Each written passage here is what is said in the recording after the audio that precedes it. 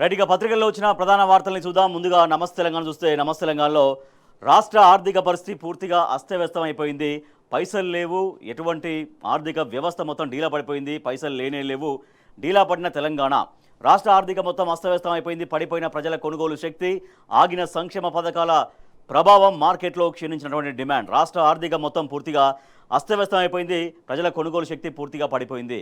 ప్రజల చేతుల్లో డబ్బులు ఆడితేనే అంటే డబ్బులు ప్రజల చేతుల్లో ఉంటేనే ఆ డబ్బులు మార్కెట్లోకి వస్తాయి. తద్వారా కొనుగోలు అమ్మకాలు జరుగుతూ ఉంటాయి, మార్కెట్ జరుగుతుంటుంది. తద్వారా కొనుగోలు శక్తి పెరగడంతో ఇక్కడ ట్యాక్స్ కావచ్చు, ఇవన్నీ కావచ్చు, మళ్ళీ రాష్ట్ర ఖజానాకు చేరడంతో రాష్ట్ర ఆదాయం అనేది పుంజుకుంటుంది, రాష్ట్ర ఆదాయం స్థిరంగా ఉంటుంది. కానీ అట్లా కాకుండా ప్రజల్లో కొనుగోలు శక్తి పూర్తిగా తగ్గిపోవడంతో ఎక్కడికక్కడ అన్ని వ్యాపారాలు, ఒక్కటి రెండు అని కాదు, దాదాపుగా అన్ని వ్యాపారాలు కూడా పూర్తిగా స్తబ్దుగా సాగుతున్నటువంటి పరిస్థితి. దీంతో మొత్తం రాష్ట్ర ఆర్థిక వ్యవస్థ పైన, రాష్ట్ర ఖజానా పైన, రాష్ట్ర ఆర్థిక స్థిరత్వం పైన పూర్తిగా దెబ్బపడినటువంటి పరిస్థితి. మొత్తం పైసలు లేవు, లేనే లేవు, రాష్ట్ర ఆర్థికం అస్తవ్యస్తం డీలా పడినటువంటి తెలంగాణ. నాడు పరాయి పాలనలో దగాపడిన తెలంగాణ నేడు స్వపరిపాలనలో డీలా పడిపోయింది. రాష్ట్రంలో మారిన ప్రభుత్వానికి తగ్గట్టుగానే ఆగిన సంక్షేమంతో ఆర్థిక పరిస్థితులు కూడా తల్లకిందులయ్యాయి. చేతిలో పైసలు లేక తగ్గిపోయిన ప్రజల కొనుగోలు శక్తి, మార్కెట్లో క్షీణించిన డిమాండ్కు అద్దం పడుతోంది. అమ్మకాలు లేక ధరలు పతనమైతే ద్రవ్యోల్బణం తగ్గిందంటూ సర్కారు డబ్బా కొట్టుకునే దుస్థితి ఏర్పడింది. ఇకనైనా అప్రమత్తం కాకపోతే తీవ్ర ఆర్థిక సంక్షోభమేనంటూ నిపుణుల్లో ఆందోళన వ్యక్తమవుతుంది. మనకు చూడొచ్చు, మొత్తం దేశవ్యాప్తంగా అన్ని రాష్ట్రాల్లో ఎట్లా జిఎస్డిపి ర్యాంకుల్లో ఉన్నాయి, దిగజారిన మొత్తం జిఎస్డిపి ర్యాంకుల్లో తెలంగాణ పూర్తిగా దిగజారినటువంటి పరిస్థితి మనం చూస్తున్నాం. సో ఒకసారి చూడొచ్చు, టోటల్గా అన్ని రాష్ట్రాలు దాదాపుగా రాజస్థాన్, ఉత్తరప్రదేశ్, మధ్యప్రదేశ్, గుజరాత్, మహారాష్ట్ర వీటన్నిటితో పోల్చుకుంటే తెలంగాణ చాలా తక్కువ స్థాయిలో దేశంలో 4.90 మాత్రమే చేస్తున్నటువంటి పరిస్థితి. జిఎస్డిపి ర్యాంకుల్లో దిగజారిన తెలంగాణ రాష్ట్రం 2024-25 జిఎస్డిపి అంచనా లక్షల కోట్లలో అంటే ఎంత ఉందంటే తెలంగాణ విషయం తీసుకుంటే, సో ఇది ఈ ఆరెంజ్దేమో జీడిపి తలసరి ఆదాయం, తర్వాత ఈ బ్లూ ఏమో జిఎస్డిపి అంచనా. ఒకసారి మనం చూడొచ్చు తెలంగాణ స్టేట్ విషయానికి వస్తే ఇక్కడ తెలంగాణ ఇక్కడ ఉంటుంది. సో 16.50 లక్షల కోట్లు 2024-25 జిఎస్డిపి అంచనా అయితే, సో తలసరి జీడిపి తలసరి ఆదాయం ఎంత అంటే 2022-23లో ఎస్ ఇది 3.83 లక్షలు. కానీ దాంట్లో జాతీయ జీడిపిలో వాటా, సో ఇది గ్రీన్ది జాతీయ జీడిపి వాటా, జాతీయ జీడిపి వాటా కేవలం 4.90 మాత్రమే ఇందులో చూపించినటువంటి పరిస్థితి. సో ఇట్లా అంటే పూర్తిగా దాదాపుగా అట్టడుగున వెళ్ళిపోయినటువంటి పరిస్థితి తెలంగాణ. గతంలో బీఆర్ఎస్ ప్రభుత్వ హయాంలో చాలా వైభవంగా ఆర్థిక పరిస్థితి వెలుగొందింది. అసలు తన సొంత కాళ్ళపైన తన సొంత రాబడిని పెంచుకొని అన్ని రంగాల్లో కూడా తెలంగాణ అగ్రగామిగా నిలిచినటువంటి దాన్ని మొత్తం ఇలా ఆర్థిక నిపుణులు కూడా గుర్తు చేస్తున్నటువంటి పరిస్థితి. సో ఇట్లాగే ఇవాళ కాంగ్రెస్ ప్రభుత్వం అవలంబిస్తున్నటువంటి ఒక అనాలోచిత విధానాలతోటి మొత్తం రాష్ట్ర ఆర్థిక శక్తి బలమైన పునాదులు గతంలో బీఆర్ఎస్ ప్రభుత్వం హయాంలో నాడు ముఖ్యమంత్రి కేసీఆర్ బలమైన ఆర్థిక పునాదులు వేస్తే ఇవాళ ఆ పునాదుల్ని కాపాడలేక పూర్తిగా ఆర్థిక వ్యవస్థ కునారెల్లుతున్నటువంటి పరిస్థితి. ఇది ఇలాగే కొనసాగితే మరింత తీవ్రంగా తెలంగాణ ఆర్థికంగా మరింతగా ఇబ్బందులు పడేటువంటి అవకాశం ఉంది. సో నిన్న మనం టీ న్యూస్లో చర్చించుకున్నాం అనేక పథకాల విషయంలో కూడా. అంటే ఒక చిన్న కుటుంబానికి క్రైటీరియా తీసుకుంటే దాంట్లో పెన్షన్ల విషయంలో ఎట్లా రావాల్సినటువంటి అంటే పెంచి ఇస్తామన్నారు, 2,000 బదులు 4,000 ఇస్తామన్నారు. కానీ 4,000 కాదు, ఆ 2,000 ఇస్తున్న పరిస్థితి. సో అట్లా ఒక 2,000 ఎగ్గొడితే ఒక 17 నెలల కాలంలో కాంగ్రెస్ ప్రభుత్వం ఏర్పడి 17 నెలల కాలంలో అట్లా అదొక నెంబర్, ఒక 34,000 దాన్ని ఎగ్గొట్టడం. తర్వాత మహాలక్ష్మి 2,500 రూపాయలు ఇస్తామన్నారు. సో దాన్ని ఒక 17 నెలలుగా దాన్ని క్యాల్కులేట్ చేసుకుంటే అదొక 45,000గా అది కూడా తేలుతుంది లెక్క. ఇట్లా అన్నీ కూడా చూస్తే మొత్తం ఒక 2 లక్షలు ప్రతి కుటుంబానికి యావరేజ్గా దాదాపుగా 2 లక్షలు ఎగ్గొట్టింది ప్రభుత్వం అనేది ప్రజల్లో విస్తృతంగా జరుగుతున్నటువంటి చర్చ. ఎందుకంటే మాకు అనేక హామీలు ఇచ్చారు, ఆ హామీలు అమలు కాకపోవడంతో ఇవాళ సంక్షేమం పూర్తిగా లేక, ప్రజల చేతుల్లో కొనుగోలు శక్తి లేక ఎక్కడెక్కడ మార్కెట్ స్తంభించిపోయిన పరిస్థితి. తద్వారా మొత్తం రాష్ట్ర ఆర్థిక పరిస్థితి కునారెల్లుతున్నటువంటి పరిస్థితి. అమ్మకాలు లేక అంగట్లో ధరల పతనం, ద్రవ్యోల్బణం తగ్గిందని సర్కారు గొప్పలు, కీలక రంగాల్ని ఆవరించేసిన నిస్తేజం, పెట్టుబడులు ఉత్పాదకత వెనక్కి, ఆందోళన వ్యక్తం చేస్తున్న నిపుణులు, అప్రమత్తం కాకుంటే సంక్షోభమే. దేశంలోని ధనిక రాష్ట్రంగా విరాజిల్లిన తెలంగాణ వైభవం ఇప్పుడు మసకబారిపోయింది. మార్పు పేరుతో అధికారంలోకి వచ్చిన కాంగ్రెస్ సర్కారు రాష్ట్రంలో ఎప్పటికీ ఎవరు ఊహించని మార్పుని తీసుకొచ్చింది. ఎస్, అవును, పైసలు లేక కొనుగోలు శక్తి అడుగంటి రాష్ట్ర ప్రజానీకం అల్లాడిపోతోంది. మరి మార్కెట్లో డిమాండ్ పడిపోయి ధరలు తగ్గుతుంటే ద్రవ్యోల్బణాన్ని అదుపు చేశామంటూ సర్కారీ పెద్దలు గొప్పలు చెప్పుకునే దుస్థితి దాపురించింది. ధరల తగ్గుదలకు డిమాండ్ క్షీణతకు మధ్య తేడా తెలియని అయోమయ స్థితిలో రాష్ట్ర ప్రభుత్వం ఉన్నదా అన్న సందేహాలు కూడా తలెత్తకపోవట్లేవు. అసలు రాష్ట్ర ఆర్థిక వ్యవస్థకు ఏమైంది, ఎందుకు ఇంతలా అస్తవ్యస్తంగా తయారవుతున్నటువంటి పరిస్థితి అంటే ఒక సరైనటువంటి నిర్వహణ లేకతోటి, సరైన ప్రణాళిక లేకపోవడంతో ఎట్లా ఆర్థిక రంగాన్ని బలోపేతం చేయాలో రాష్ట్ర ప్రభుత్వం దగ్గర ఒక ఆలోచన లేకపోవడంతో ఇటువంటి అన్నీ కూడా ఈ రిజల్ట్స్ మొత్తం నెగిటివ్ రిజల్ట్స్ తెలంగాణ చూడాల్సి వస్తుందని ఆర్థిక నిపుణులు ఆందోళన వ్యక్తం చేస్తున్నారు. ఒకసారి మనం చూడొచ్చు, ఇది దేశంలో గరిష్ట కనిష్ట స్థాయిలో రిటైల్ ద్రవ్యోల్బణం కలిగినటువంటి రాష్ట్రాల ఫోటో మనం చూస్తున్నాం. అన్ని రాష్ట్రాలకు సంబంధించి గరిష్టం ఎంత ఉంది, కనిష్టం ఎంత ఉందని మనం చూస్తే, సో ఇది అంటే ఈ థిక్గా ఉన్నటువంటి అన్ని కూడా గరిష్ట ద్రవ్యోల్బణం కలిగిన రాష్ట్రాలు. అండ్ ఇట్లా పింక్ అంటే ఆరెంజ్, కొంచెం లేత ఆరెంజ్ రంగులో ఉన్నదైతే కనిష్టం. సో దాంట్లో 1.06 అనేది తెలంగాణ చూస్తుంది. ఇక 2024 మార్చిలో తెలంగాణ జీఎస్టీ వసూళ్లు 5,399 కోట్లు, 2025 మార్చిలో 5,401 కోట్లు, వృద్ధి రేటు 0. సో ఇక్కడ ఎటువంటి వృద్ధి రేటు కూడా నమోదు కాని పరిస్థితి. గత ఆర్థిక సంవత్సరం 2024-25 రాష్ట్ర జీఎస్టీ వసూళ్లు 62,987 కోట్లుగా నమోదు. 2023-24తో పోలిస్తే 5.1% పెరుగుదల, జాతీయ సగటు 10%తో పోల్చిన తక్కువే ఉంది. ఇట్లా అన్ని నేటి కాంగ్రెస్ పాలనలో కుంటుపడిన సంక్షేమంతో తగ్గిన ప్రజానీకం కొనుగోలు శక్తి, గ్రామీణ ప్రాంతాల్లో పైసలు లేక మరీ అడుగంటిన డిమాండ్, పర్చేసింగ్ పవర్. రాష్ట్రంలో ఏడాదిన్నరగా నిస్తేజంలోని నిర్మాణ రంగం ఉంది. హైదరాబాద్లో గణనీయంగా తగ్గుతున్న ఇండ్ల అమ్మకాలు, కార్పొరేట్ కంపెనీలు ఆఫీస్ స్పేస్ లీజింగ్కు దూరం అవుతున్నాయి. పెద్ద ఎత్తున పేరుకుపోతున్న ఇన్వెంటరీలు, మొదలు కాని కొత్త ప్రాజెక్టులు. రిటైల్, ఆటో, రియల్ ఎస్టేట్ రంగాల్లో అంతంత మాత్రంగానే విక్రయాలు సాగుతున్నాయి. పెరగని ఉద్యోగ ఉపాధి అవకాశాలు, జీతభత్యాలు, కొత్త నియామకాలకు ఆసక్తి చూపని కంపెనీలు. కేసీఆర్ పాలనే బేష్ అంటూ ఆర్థిక రంగ నిపుణులు కొనియాడుతున్నటువంటి పరిస్థితి. గత బీఆర్ఎస్ ప్రభుత్వంలో నాడు ముఖ్యమంత్రి కేసీఆర్ అవలంబించినటువంటి ఒక ఆర్థిక విధానాలు రాష్ట్రాన్ని ఎట్లా పరిపుష్టం గావించాయనేది ఆర్థిక నిపుణులు చెబుతున్నమాట. మార్కెట్లో డిమాండ్ పడిపోవడం వల్లే రాష్ట్రంలో ద్రవ్యోల్బణం తగ్గింది. మార్చి నెలలో దేశంలోని అత్యంత కనిష్టంగా తెలంగాణలో ద్రవ్యోల్బణం 1.06% ఉంది. కేరళలో అత్యధికంగా 6.59% నమోదైంది. దీన్ని రాష్ట్ర ప్రభుత్వం గొప్పగా చెప్పుకోవడం బాధాకరం. రాష్ట్రంలో ద్రవ్యోల్బణం తగ్గడానికి మా పాలనే కారణమని ముఖ్యమంత్రి రేవంత్ రెడ్డి అంటుండడం ఇంకా విడ్డూరం. అయితే ఇదంతా అబద్ధం. అసలు విషయం ఏంటంటే డిమాండ్ లేక ద్రవ్యోల్బణం లేదు. ప్రజల కొనుగోలు శక్తి పతనం కావడం వల్ల సరుకుల ధరలు పెరగడానికి అవకాశం లేకుండా పోయింది. నిజానికి మార్కెట్లో డిమాండ్ ఉంటే అన్ని వస్తు ధరలు నెమ్మదిగా పెరుగుతూ పోతాయి. డిమాండ్ సప్లై సిద్ధాంతం ప్రకారం కొనేవారు ఎక్కువగా ఉన్నప్పుడు సరుకుల సరఫరా ఆ మేరకు లేకుంటే మార్కెట్లో బ్యాలెన్స్ తప్పి వాటి ధరలు క్రమేణా పెరుగుతాయి. సో అసలు వాస్తవం ఇదైతే ద్రవ్యోల్బణాన్ని తగ్గించామంటూ ప్రభుత్వం ఒక వింత వాదన తీసుకొస్తోంది. కానీ అసలు వాస్తవం ఏంటంటే ప్రజల్లో కొనుగోలు శక్తి లేకపోవడం వల్ల ఎక్కడెక్కడ వ్యాపారాలను కూడా ఆగిపోయి, స్తంభించిపోయి, స్తబ్దతగా సాగుతున్నటువంటి పరిస్థితి. తద్వారా టోటల్ రాష్ట్ర ఆర్థిక వ్యవస్థ కునారెలుతున్న పరిస్థితి. ఆర్థిక వ్యవస్థను పూర్తిగా ఎఫెక్ట్ చేస్తోంది ప్రజల చేతుల్లో డబ్బులు లేకపోవడంతో. ఇక బీఆర్ఎస్ రజతోత్సవ సభకు సంబంధించి నిన్న హైదరాబాద్ నాయకులతో బీఆర్ఎస్ వర్కింగ్ ప్రెసిడెంట్ కేటీఆర్ సమావేశమైన తెలంగాణ భవన్లో ఎగరాలి జెండా, కదలాలి దండు, తెలంగాణ ప్రజల గుండె ధైర్యం గులాబీ జెండానే. 27న ఇంటి పార్టీ పండుగకు బస్సుల్లో బయలుదేరాలి, సమయానికి సభా ప్రాంగణానికి చేరుకోవాలి, కనీ విని ఎరుగని విధంగా విజయవంతం చేయాలి, అనుమానం వద్దు, ఎన్నికలు ఎప్పుడొచ్చినా తుఫాను వేగంతో అధికారంలోకి వస్తామంటూ కేటీఆర్ స్పష్టం చేశారు. సనత్ నగర్ నేతలతో సభ సన్నాహక సమావేశం జరిగింది. కాంగ్రెస్పై పెరుగుతున్న వ్యతిరేకతను చూసి బీజేపీ నాయకులు సందట్లో సడేమియా తరహాలో ఆశపడుతున్నారు. ఇక అధికారం తమదినని కలలుగంటున్నారు. ప్రజలు అన్నీ గమనిస్తున్నారు. ప్రజల గొంతుకగా పోరాడుతున్న బీఆర్ఎస్ వైపే ఉంటారు. ఇందులో ఏ అనుమానం లేదు. మళ్ళీ తెలంగాణ గడ్డపై ఎగిరేది గులాబీ జెండానే. ఎన్నికలు ఎప్పుడొచ్చినా బీఆర్ఎస్ తుఫాను వేగంతో అధికారంలోకి వస్తుంది అంటూ బీఆర్ఎస్ వర్కింగ్ ప్రెసిడెంట్ కేటీఆర్ స్పష్టం చేశారు. ఇంకా ఒక వారం రోజులు ఉంది కరెక్ట్గా. ఆ 7 రోజుల్లో బీఆర్ఎస్ భారీ బహిరంగ సభను తలపెట్టింది. ఎలకతుర్తిలో, హన్మకొండ జిల్లా ఎలకతుర్తిలో బహిరంగ సభ జరగబోతుంది. దానికి సంబంధించినటువంటి అన్ని చోట్ల సన్నాహక సమావేశాలు జరుగుతున్నాయి. సో దాంట్లో భాగంగానే నిన్న బీఆర్ఎస్ వర్కింగ్ ప్రెసిడెంట్ హైదరాబాద్ నాయకులతో, సనత్ నగర్ నియోజకవర్గ నాయకులతో కావచ్చు, ఇంకా హైదరాబాద్లోని ముఖ్య నాయకులందరితో కూడా సమావేశమయ్యారు. సో ఎట్లా దాన్ని విజయవంతం చేయాలి, కార్యకర్తలకు, శ్రేణులకు ఇంకెట్లా వాళ్ళని ఉత్సాహపరిచే విధంగా, సభ విజయవంతం అయ్యే విధంగా ప్రజలను ఎట్లా కదిలించాలనేది వారు సూచించారు. బీఆర్ఎస్ పార్టీ మకలో పుట్టి పుబ్బలో పోతున్న అవమానించిన వారందరూ కనుమరుగైండ్రు. జనం ఏ బాధ్యత అప్పగించినా అందులో ఇమిడిపోయి ప్రజా గొంతుకను వినిపిస్తున్న గులాబీ జెండానే ప్రజల గుండె ధైర్యం. సమైక్య వాసనలో ఉన్న పార్టీలతో తెలంగాణకు ఒరిగేదేమీ ఉండదంటూ కేటీఆర్ స్పష్టం చేశారు. ఇంకా అన్ని చోట్ల కూడా మనం చూస్తున్నాం, ప్రభుత్వం పడిపోవాలనే కోరిక ఏం లేదు. కాంగ్రెస్ పార్టీకి ఓటేసినందుకు రాష్ట్ర ప్రజలే బాధపడుతున్నారు. భారీ బహిరంగ సభల నిర్వహణలో బీఆర్ఎస్ పార్టీది రికార్డు బ్రేక్. గత సభలకు మించి ఎలకదుర్తి సభ విజయవంతమవుతుంది. మాజీ మంత్రి ఎమ్మెల్యే జగదీష్ రెడ్డి మాట్లాడారు. మీడియాతో మాట్లాడుతున్న జగదీష్ రెడ్డి చిత్రంలో ఎమ్మెల్సీ తక్కలపల్లి రవీంద్రరావు, మాజీ ఎమ్మెల్యేలు ఉడతల సతీష్ కుమార్, కిషోర్, నేతలు రాకేష్ రెడ్డి, సతీష్ తదితరులు ఉన్నారు. కేసీఆర్ స్పీచ్ అంటే చాలా ఇష్టం. ఆ మాటల తూటాలు వినేందుకు ఏ ఊరిలో మీటింగ్ పెట్టినా తప్పకుండా పోతా.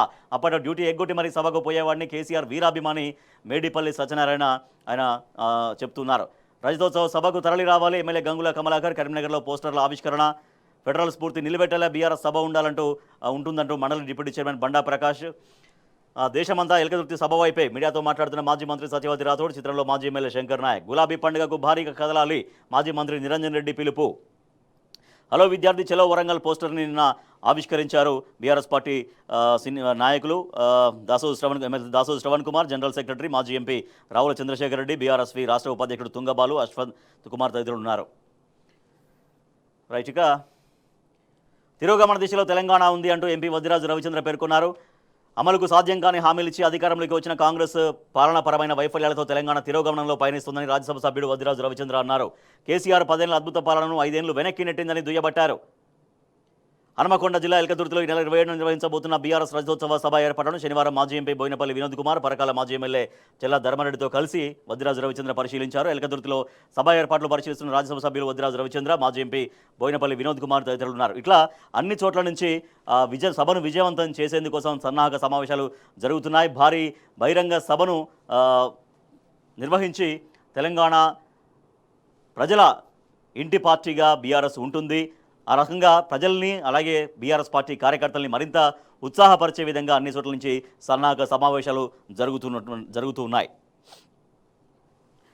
రైట్, ఇక హైదరాబాద్ కంచె గచ్చిబౌలి భూముల విషయానికి సంబంధించి కూడా మనం చూస్తే అది విధ్వంసమే. అభివృద్ధి చేస్తామని నాశనం చేస్తున్న సర్కార్ అటవీ సంపద పైన దాడిని ఇకనైనా ఆపేయాలి. సుప్రీంకోర్టు ఆదేశాలని అమలు చేయాలి. కంచె గచ్చిబౌలిలో అడవిని పునరుద్ధరించాలి. 67 మంది విశ్రాంత సివిల్ సర్వెంట్ల బహిరంగ లేఖ.